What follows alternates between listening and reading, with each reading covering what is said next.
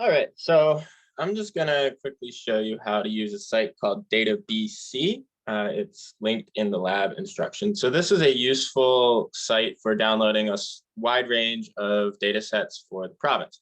So you'll probably find this useful when you're working on a final project if you have any sort of provincial data that you might want to work with. And so I think we've already I may have already talked about this, but I'll go ahead and show it again. Anyway, so we want to find a roads data set for this lab. So all you have to do is in this search bar, just type roads, and it'll come up with a couple different options. There's a pretty large amount of data sets on here. But just go ahead and click Digital Roads Atlas, master, partially attributed roads. So it'll be the first one that comes up, right? So this one, Digital Roads Atlas, DRA. And we can go ahead and download this one. We only really need to know like the different types of roads. So the distinctions between the different data sets on here aren't super important.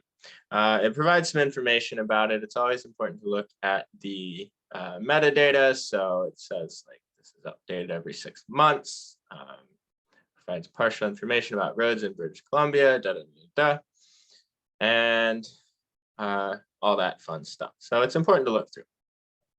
To access the data, you can go a couple different ways. We're going to go through the custom download. This allows us to download for just a specific area. You can also download the full data set as a zip file here, but it's a fairly large file and we don't need all of that. So we can just click access download, which will pop up with this thing. So there's a couple different options. So you can change your coordinate system. We're already working in BC Albers, so let's keep it in that. You can choose different file formats. We're going to leave it with shape. The other options, you can download it as a geodatabase or GeoJSON. Again, we'll just leave it as this.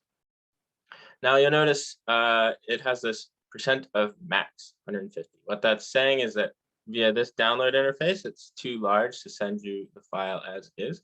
You got a couple options. You can draw a custom Aoi if you want. That will open up a window to allow you to draw your own area of interest. This is probably the easiest option for people if they're doing their final project and you know a specific area you want to download something for. You can just draw it yourself on the map. The map sheet number is a sort of standardized map reference system for the entire country of Canada. I'll provide links for how to find map sheet numbers when talking about the final project. But for now, you can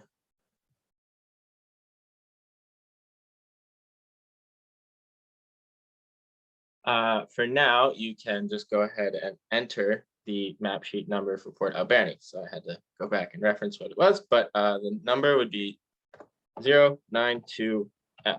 So again, this is just an alphanumeric code for representing different regions in Canada that have been divided by a grid. And so if you click use map sheet, you'll see that the % of max goes down to 3% because it's clipping it to just a small area, in this case, the central portions of Vancouver Island. And so then you can just enter your email.